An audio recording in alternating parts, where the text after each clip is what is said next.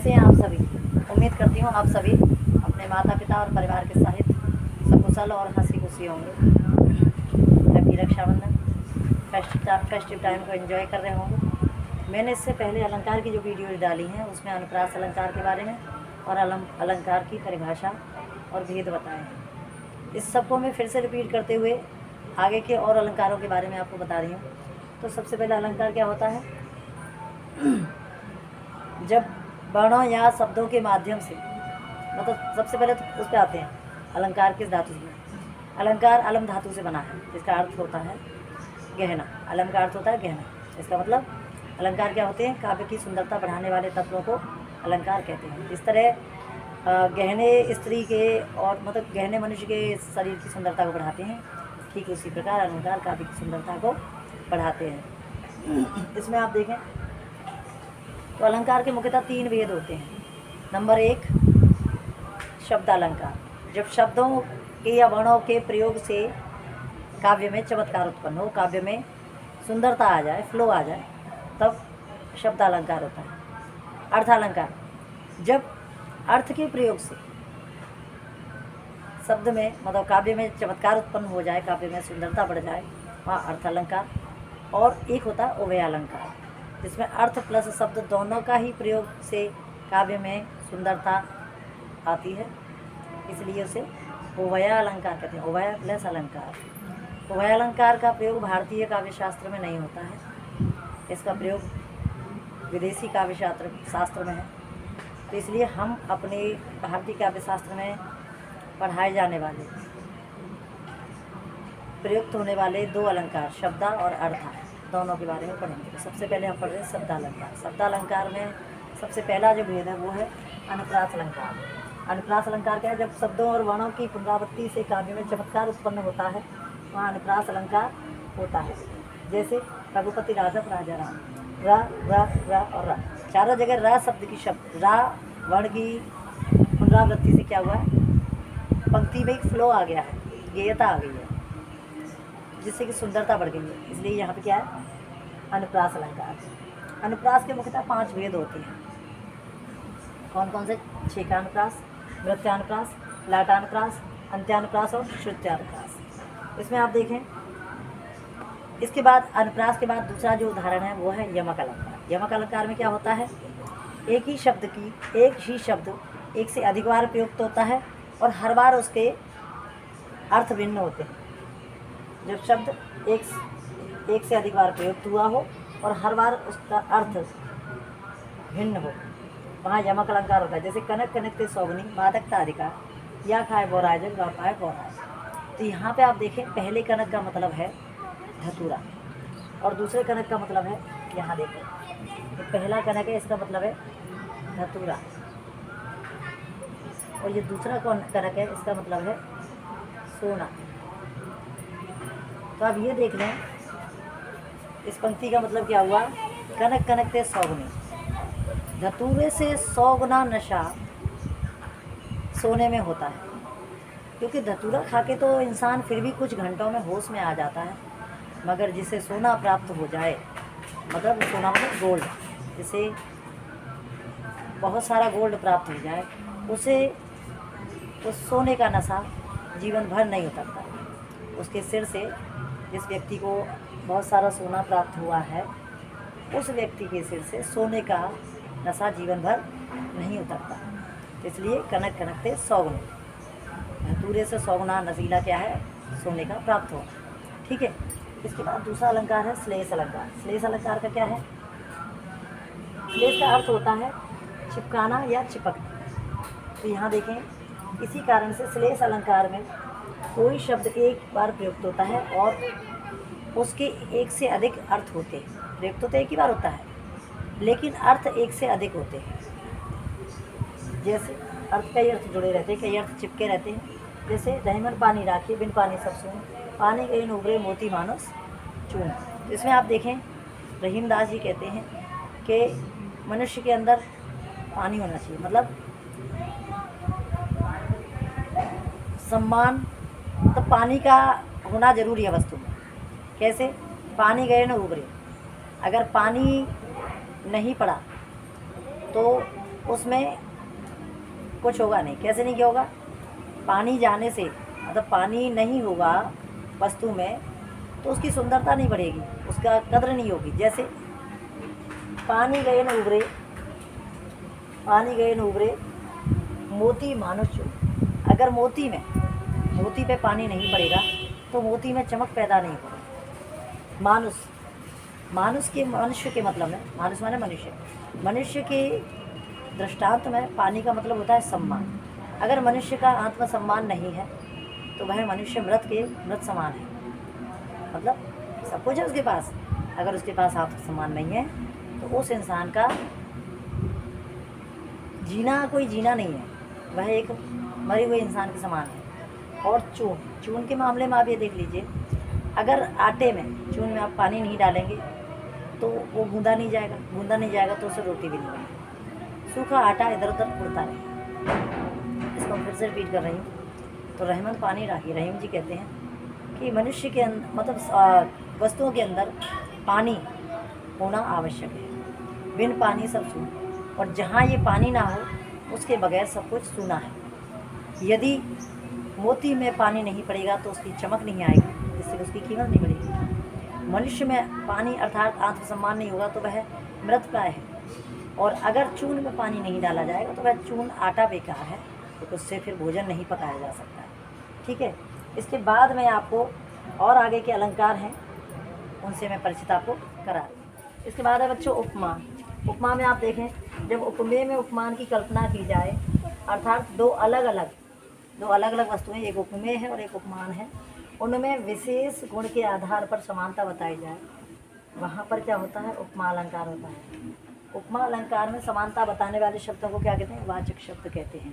वाचक माने वाचना करना है, बताने वाले। ये हैं, ये शब्द कौन से हैं? सौ, सम, सरस, से आदि। जैसे पीपल पात सरिसवन डोला, इसका मतलब क्या है? पीपल का पत्ता इतना जल्दी एक्टिव होता है, इतना जल्दी नाचने लगता है, घूमने मतलब हिलने लगता है। हल्की सी हवा चल जाए तो पीपल का पत्ता हिलने लगता है।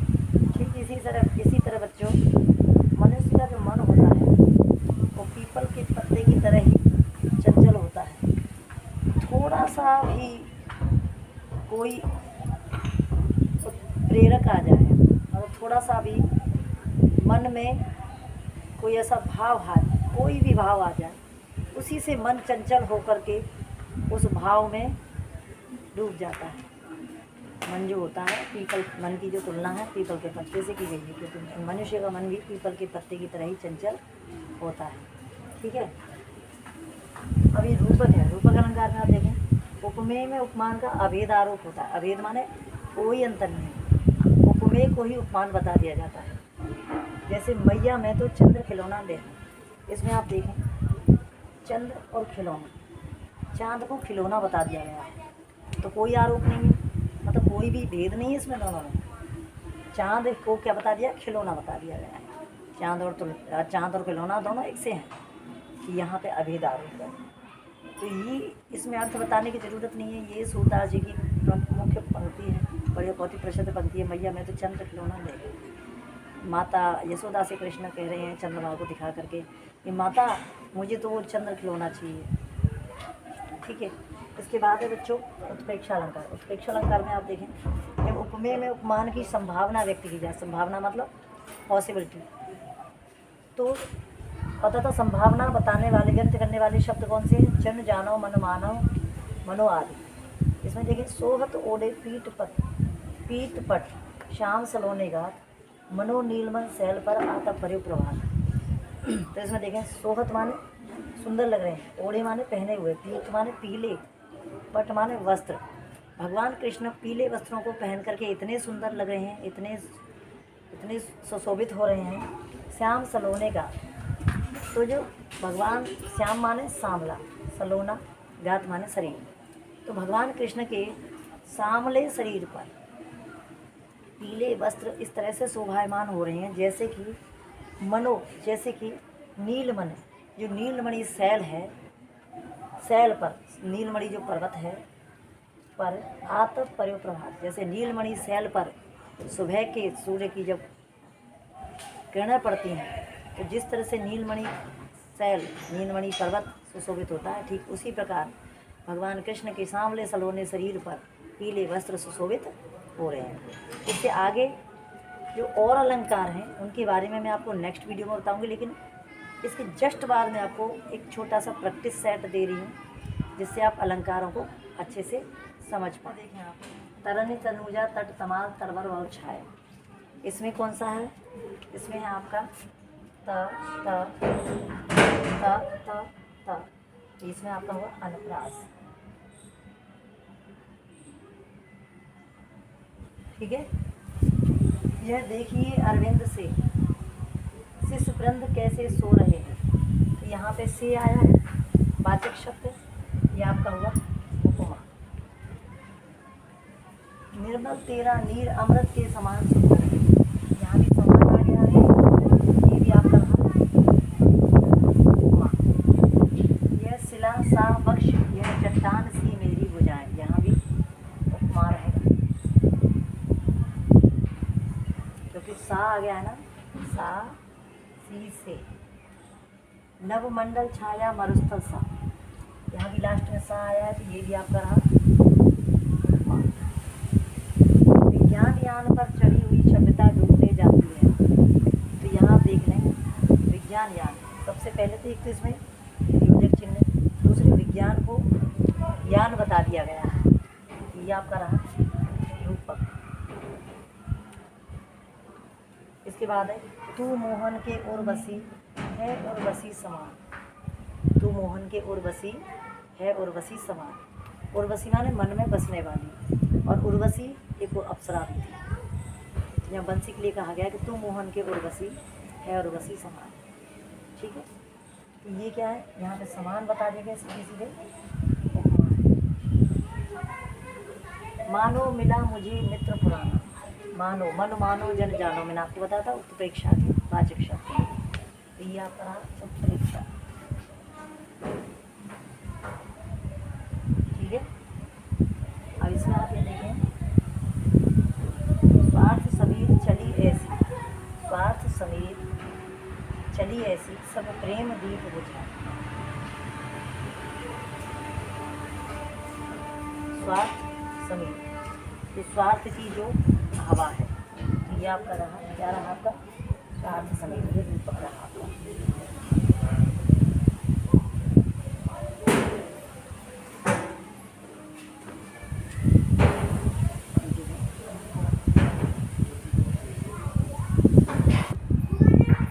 इसमें आप देखें स्वार्थ समीर चली ऐसी सब प्रेम दीप बुझाए, तो ये आपका रहा रूपक अलंकार। इसमें आप देखें प्रीत नदी में पाव न भोलो, तो प्रीत को, प्रेम को नदी बता दिया गया, प्रेम की नदी, प्रीत नदी में, तो यहाँ भी रहेगा आपका रूपक, यह आपका रहेगा रूपक। खिले हजारों चांद तुम्हारे नैनों के आकाश में, नैनों के आकाश में, चांद मतलब नैनों को आकाश के समान बता दिया गया है। ठीक है, तो ये भी आपका रहेगा रूपक। ठीक है, उलझा है चंचल मन कुरंग, ये भी आपका रूपक रहा, क्योंकि मन को चंचल मन चंचल है, कुरंग, कुरंग में माने वैसे सांप होता है, घूमता फिरता रहता है। विकसे संत सरोज सब, यहाँ संत और सरोज, संतों को कमल के समान बता दिया गया, तो ये भी आपका रहेगा रूपक, क्योंकि यहाँ पे अभेद आरोप है। पूत कपूत तो क्यों धन संचय, पूत सपूत तो क्यों धन संचय, पूत कपूत तो क्यों धन संचय। अगर पुत्र सपूत है तो उसके लिए धन संचय करने की ज़रूरत नहीं है, क्योंकि वह खुद ही कमा लेगा, अपने जीवन को पालने के लायक खुद कमा लेगा। और अगर पूत कपूत है तो क्यों धन संचय, अगर पूत कपूत है तो भी धन संचय करने से कोई लाभ नहीं है, क्योंकि वो समस्त धन को बेकार कर देगा, नष्ट कर देगा समस्त धन को। तो इसमें आप देखें पूत कपूत तो क्यों धन संचय, पूत सपूत तो क्यों धन संचय, इसमें क्या होगा, इसमें आपका रहेगा यमक। ठीक है। बतरस लालच लाल की मुरली धरी लुका, सौह करे भवन से दैन कहें न टिका। ये जो बच्चों आपका है, ये बतरस लालच लाल, ठीक है, ये आपका जो है ये भी यमक का ही है, ठीक है। माला पीरत जुग भया, गया न मन का पीर, कर का मन का डाल दे, मन का फेर। माला फेरते हुए एक जमाना बीत गया, उम्र बीत गई, लेकिन मन में जो फेर था, मन में जो बाधाएं थी भगवान को प्राप्त करने में, वो सभी नहीं गई। कर का मन का डाल दे, हाथ में जो कंठी माला लेके भगवान का भजन करते हैं, उसको छोड़ो, उससे कोई फ़ायदा नहीं। मन का मन को समझाओ और मन से भगवान का भजन करो, तब जाके भगवान की प्राप्ति होगी। ये आपका रहेगा सॉरी उसके हाथ की उपेक्षा नहीं रहेगा आपका, ये आपका रहेगा श्लेष, ठीक है। ये आपका श्लेष है। काली घटा का घमंड घटा, एक घटा और एक घटा, सॉरी ये रहा घटा, ये भी आपका श्लेष रहेगा। चरण धरत चिंता करत, चितवत चारों ओर, सुवर्ण को ढूंढत फिरत, कवि व्यभिचारी छोड़। तो ये भी आपका श्लेष है,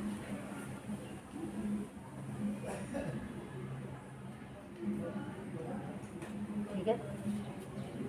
जो रहीम गत दीप की, कुल कपूत गत सोए, बारे उजियारो करे पढ़े अंधेरो। पहले इसको समझ लें। चरण धरत चिंता कर, चितवत चारों ओर।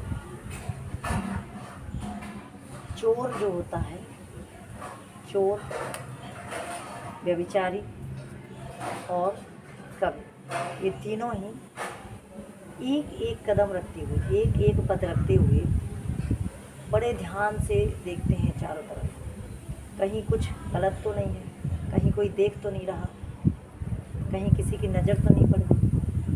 चरण धरत, पैरों को रखते हुए, चरण माने यहाँ, चरण का मतलब यहाँ पे पंक्ति भी है, चरण का मतलब यहाँ पे पैर भी है, ठीक है। चरण धरत चिंता करते, और चिंता करते हैं, बहुत ज़्यादा सोचते विचारते हैं। चितवत चारों ओर, हर तरफ नज़र रखते हैं, हर तरफ ध्यान रखते हैं। सुवर्ण को ढूंढत फिरत, सुवर्ण माने स्वर्ण।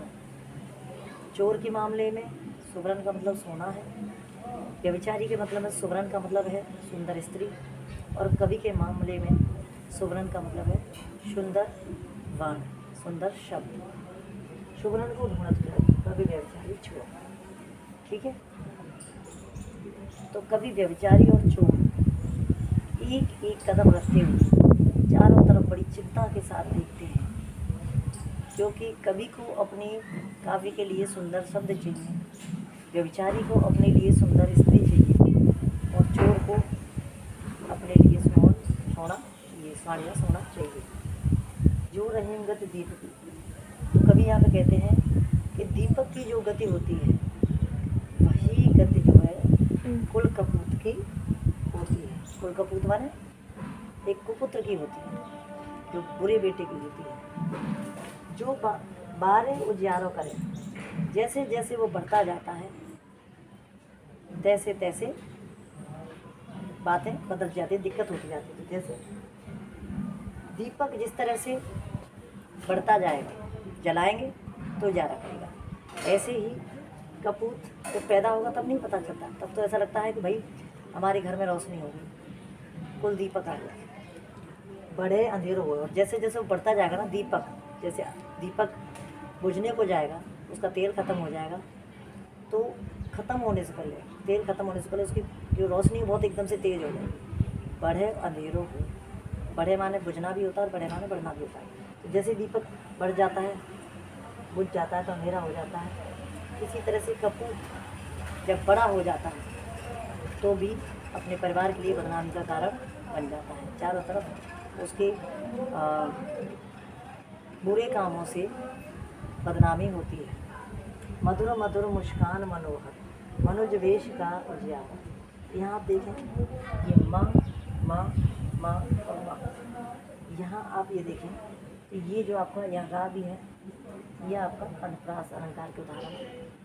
और एक है कल कानन कुंडल मोर पखा उड़ते वनमाल विराजते हैं। कल का देखिए यहाँ र, ठीक है। तो इस तरह से यहाँ देख लें आगे भी है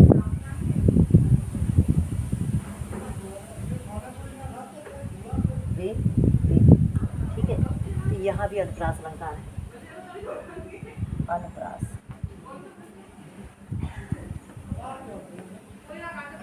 ठीक है। तो इस तरह से बच्चे ये प्रैक्टिस सेट है, इसे आप देख लें। वैसे 9th-10th के बच्चों के लिए इतनी ज़्यादा आवश्यकता नहीं है प्रैक्टिस सेट की। बहुत छोटा सा, बहुत थोड़ा सा आपका आता है अलंकार में से। और आई थिंक आपको ये समझ में आया होगा। कोई दिक्कत परेशानी होती है आप कमेंट कर सकते हैं। मिलते हैं नेक्स्ट वीडियो में बाकी के अलंकारों के साथ। बाय बच्चों।